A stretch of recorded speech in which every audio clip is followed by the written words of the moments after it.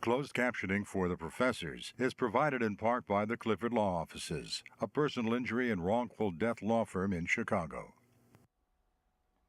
No Child Left Behind went into effect more than a decade ago. Has it been a good thing or a bad thing for Chicago? And is it time for a change? That's coming up next on today's edition of The Professors.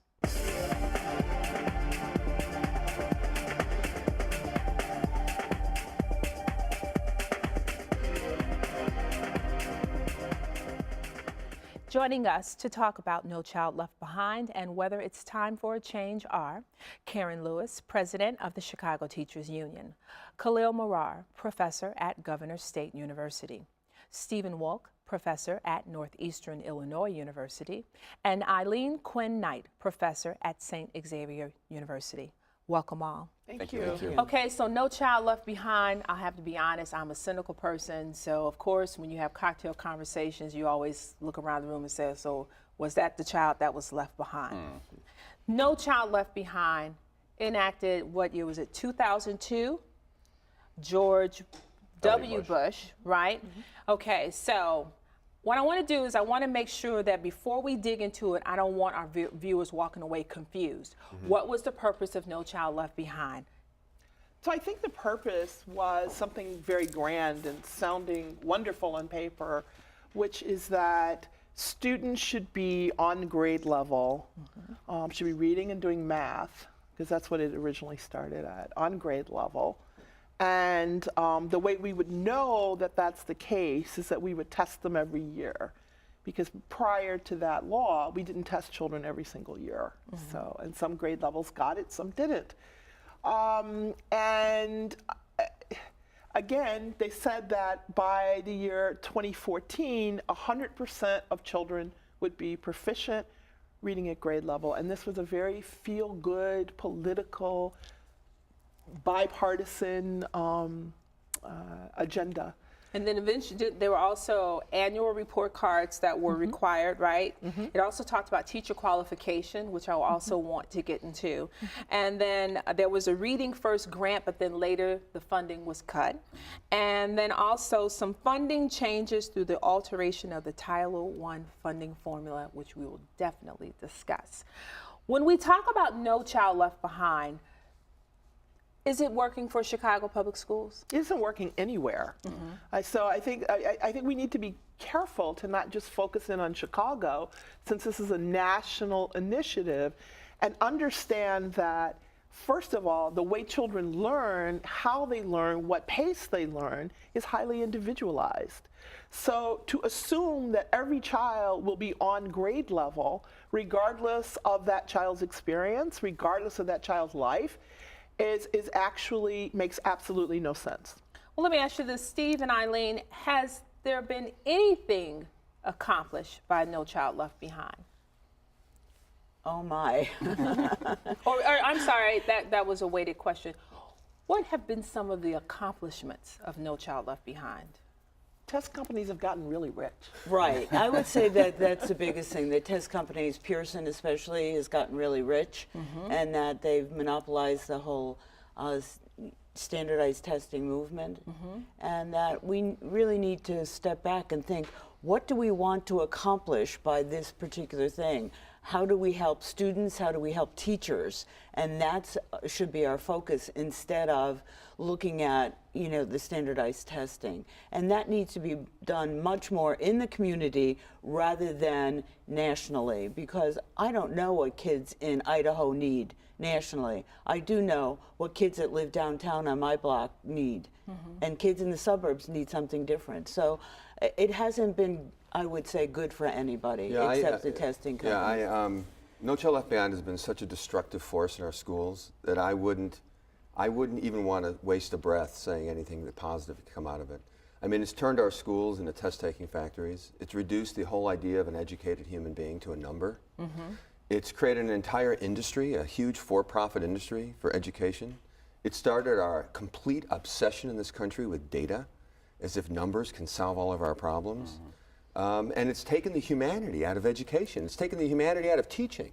It's funny, I'm glad you mentioned that. There is the former Assistant Secretary, Diane Ravitch, recently published, Right. Reign of Error. Right. And so she was the Assistant Secretary of Education, and so now she's coming out and she's saying, you know, it was not a good idea at all. And you're right, she said, okay, what it did was it caused the privatization based on these false crisis narratives. She said it also affects the future of democracy. And then for me, it also, after reading the book, it deprofessionalized educators. Right, exactly. That's a key term, right? Yes. I mean, deprofessionalize educators and education, and really try to centralize education to some sort of a central command that basically lays out things like rubrics, right? And things like, you know, what teachers should aspire to, what they should accomplish. And the really disturbing thing is that the No Child Left Behind, it really had two impacts as far as I'm concerned. One is it showed us how bad our system is for educators and students. And the second thing is it basically created this rubric by which students, this holy rubric, if you will, by which students sort of subscribe to being educated, right? So a student comes to my class, and this is a typical student in my classroom anymore, right? That basically tells me, just tell me the rubric. What do you want? What are these metrics that help me learn what I need to learn in your class? And it really is like foreign language, right? I mean, a lot of the students that we're seeing, at least at the secondary level in colleges and universities, have basically are under the impression that, you know, to be educated means you've met that rubric, and it really does. I agree with you completely. It has taken the humanity out of education and really the personalization out of education. So depersonalized education, deprofessionalized education, as far as I'm concerned. I agree, and I think one of the other things that I'm a librarian, so I'm all into information literacy, and I just had this wonderful aha moment. As I said, for me, it just felt like that we have created an industry to produce nothing but surface learners. Absolutely. Just surface Yeah. learners who don't Oh, think yeah. critically, don't think through anything. And I mean, and it hasn't been like, oh, these are some surface learners and they're still going through the education system. We have people who are surface learners who are now in front of the television, who are now in elected offices. And so this, to me, I'm almost like, see what happens when you get a bunch of surface learners in the room? Right, they were supposed to connect all those little bits and pieces of information that they got on these standardized tests and make some knowledge out of it. It's so disrespectful to knowledge in and of itself that that's not what knowledge is about. And it also narrows the curriculum. It also says that these are the only things that are worth knowing. That's right. So if you have an interest in something else, then where do you fit in the scheme of things? And what does it mean to become an educated person? What does it mean to participate in our democracy? And because all of those require a different set of skills that you cannot just put on a bubble sheet. And I mean, what does it say if the only thing that matters for No Child Left Behind is reading and math? Social studies, science has been pushed out the window. Dance, the arts has been music, pushed out the window. Right. Many times it's the very things that will attract kids and keep a lot of kids in school. Engaged. Right? Yeah. I know many teachers out there who teach in K-5, and they've been told over the years, don't teach social studies, don't teach science. That's math crazy. and reading, math and reading. Look what's happened. I was in a CPS kindergarten last year. There were no play centers. There were no there were no blocks. First grade. Second grade. Right, second grade, yeah. Kindergarten. These 5-year-old children were spending all day long sitting at tables like this, reading and writing and math. Oh God, we couldn't even sit at a table all day. I know, right? And you know what? it's That is a horrible. direct result of No Child Left Behind. Behind. That is Right. a direct result of an obsession with numbers. And what's happened is that we've made a different kind of human being than we had before. We certainly because have. the children are different, the secondary students are different, and the college professors are becoming different because all they're asked for is, where's my rubric? And do I have to do all this? And there's no way to remedy that in the kind of situation we've created for ourselves. Yeah. And underneath that is terrible teacher bashing, where we tell how awful teachers are. I learned to read from a teacher. I have a PhD because some teacher was kind enough to make a relationship with me and get me where I needed to go. You are right about the importance of those relationships, and it's policies like these that do de-emphasize the importance of those relationships. I have two very distinct memories of relationships where I've connected with teachers, and it was Jane Dick, who was my kindergarten teacher. I don't know why she fancied her some CM, but the fact that she fancied me and she was very encouraging, and just the small things like, oh my God, you're so smart. Explain that to the class, or can you show that? I mean, it was those relationships, and it wasn't like, Herbert, sit down, we got to study for the test. The other one, it happened, I remember, as a public library, and it didn't dawn on me until actually the person had passed. And it used to be a time that Gwendolyn Brooks would come to the public library and do public readings. And I would sit there, and it was because, you know, the school would say, okay, today we're going to go to the public library and we're going to have a reading by Gwendolyn Brooks. And I distinctly remember her. I had 2 ponytails, and she would yank on one of them. And I was like, wow, now I want to read too. I mean, it was those relationships. Right. Now, one of the things I always like to do is I hate to describe the water while drowning. So we get it. It sucks. What are some of the changes that we should see happen? Because I think there's some confusion going on because there are multiple conversations going on. So for example, when I was doing my research, I learned about Senator Tom Harkin, Democrat out of Iowa, who wanted to make some type of changes. And by the way, he's not seeking re-election. Right. And then now we've got No Child Left Behind, right?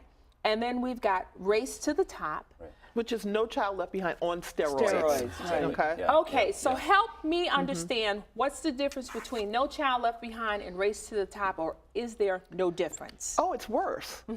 Race to the Top actually imposes way more sanctions Right. for not meeting the criteria that No Child Left Behind started out. And instead of funding schools and states adequately, what it did was say, okay, we've got some money. We know you're cash strapped. You've been through the grand recession, and you know nobody wants to raise taxes anymore. So we know you're dealing with fewer resources. So you're going to have to compete by jumping through hoops, and those hoops include you have to allow charter schools and/or vouchers. You have to have teachers who are not highly qualified, but we're going to call them highly qualified, even though they only have a short period of time of learning how to teach. And you're going to have to agree that teachers will now be evaluated by student test scores. And you have to agree, so there are all of these things put in place before you could get this small amount of money. So states, let's use for an example, getting $1 million actually would cost the state maybe 11, 12, 15 million to put into place all these data systems, so we're going to also track children from the womb basically until they graduate. And so the issue with Race to the Top is that it took No Child Left Behind with all its sanctions about closings, school closings and the things of that nature, and said, not only are we going to do that, we're going to also put in that we can turn around your school, we can fire half the staff, we can do a variety of things that are going to be horrible, and we're just going to give you this little bit amount of money, but you're going to need it and want it and jump through all these hoops to get it. That's the really offensive thing about this kind of education policy, whether it's Race to the Top or whatever it is, No Child Left Behind, is that for every $1 that schools are getting, there's literally anywhere from $15 to $20 to enforce, to basically prioritize, to create data around that money that's being given. So all these strings, and this should be really offensive to not just all of us, but to all of the viewers, is that all these strings that you impose on education dollars basically create this snowball effect where literally it's kind of like buying a toilet, right? You're not really paying $50 for a toilet anymore. You're paying anywhere from $300 to $400 for the same toilet. I hate to compare education to a toilet, and it really is the policy improper. you were comparing. In many ways, it is. It is the policy, right? And to enforce the policy, to put it into place, to basically create data surrounding the policy is extremely expensive. And we have to understand that these programs are basically taking away from teaching, from the educator in the room and the student in the room, and really trying to create this plethora of infrastructure around it that really should not be there. It's getting in between the student and the professor, the student and the teacher. And what all of them are doing together is the destruction of teaching in this country. Yeah. It's teacher morale is at a 25, 30-year low. Correct. It is. I know so many teachers who are quitting, who are saying, I can't take it anymore. It's not worth it. I worked with a teacher 2 years ago, co-teaching some stuff in her classroom, and she's a brilliant, wonderful, amazing middle school teacher. And she said, after maybe 12, 13 years, she says, I just don't know if I can do it anymore. Because it's all about numbers. There's so much pressure on them. And it's not why they became teachers. Low pay, high stress. Okay, well, now let's play devil's advocate then. Okay, so we get that.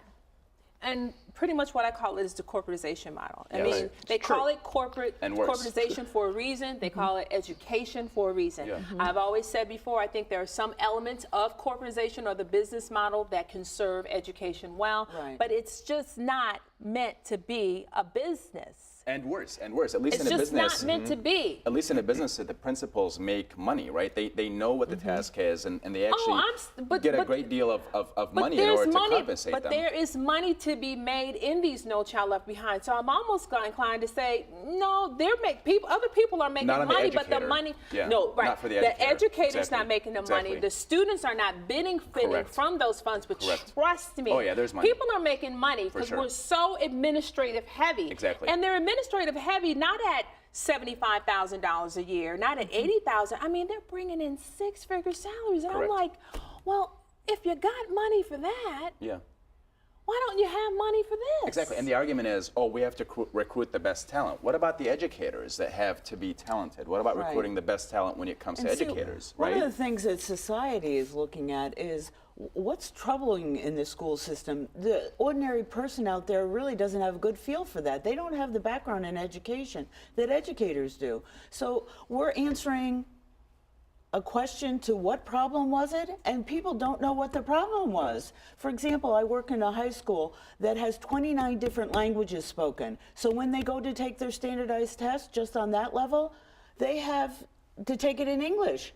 Okay, now, how is that supposed to be some wonderful number that's out there that everybody in society says, oh, they're doing wonderful because they have this wonderful number that happened? But at what point do we have this conversation about accountability? I am a parent. I'm like, I'll be honest. We sit around, have these conversations, we talk about politicians, they ain't doing nothing, blah, blah, blah, blah, blah. Yeah, I said ain't. And then eventually I'll say, well, you know what, why don't you run? Why don't you Exactly. run? Why don't you fix it? So let me That's ask you right. this. What can educators do to fix it? Well, I think clearly we have to change the political landscape because the right. people that have taken hold of the conversation are people that have money, access to power. So they have made the decisions about what's right, what's wrong, and what needs to be done. What needs to change is the people that actually do the work not only need to have access to the policymakers, they need to start becoming the policymakers.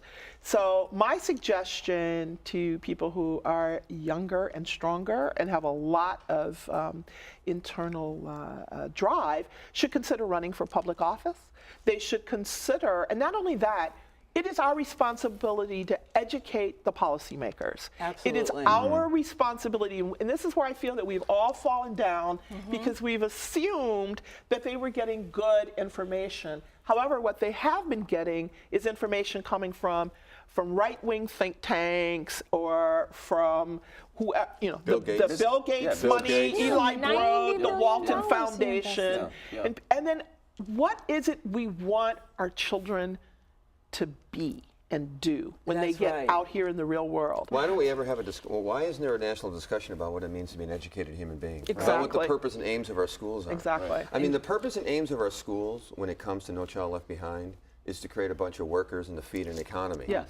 That's not going to inspire Training. a child, We and talked it's not about going to that on inspire the a last teacher. show. I was like, I feel Training. like we're in a new industrialization period. We are. We are. Yes. Yeah, exactly. And the very They're things ready they for said, manufacturing. That's what Right. this kind of And education which and doesn't even exist In a anymore. post-industrial Right. age, yeah. But yeah, it does yeah. that too, and then I dare to say that there are larger entities that will not fare well if they have a population of workers who are critical thinkers. No, absolutely. So it's You're right. not in their best interest. Right. Right. But it's still at the same time, it's just like, what else can educators do? Lobbying, right? I mean, there's for example the publishers lobby, and there is the textbook lobby, and there is the technology lobby. I mean, But those lobbyists are out there. We have, for example, the NEA, which has a very vital and important job. But I think we need to get to politicians and really devote a lot more in the way of resources towards, campaigning and so on and so forth, in order to affect change, in order to influence the political sphere. And it can't be on a national level. Right? It's got to be in our community, right in That's our all you community. took from notes. It has to be we the have local to lobbying. have Yeah. the relationships with parents That's and right. the communities That's right. to also And the aldermen. I really think a lot of this I told one of my falls on schools, the call aldermen. to aldermen. Yeah, but here's the problem Find with the it. aldermen. Yeah.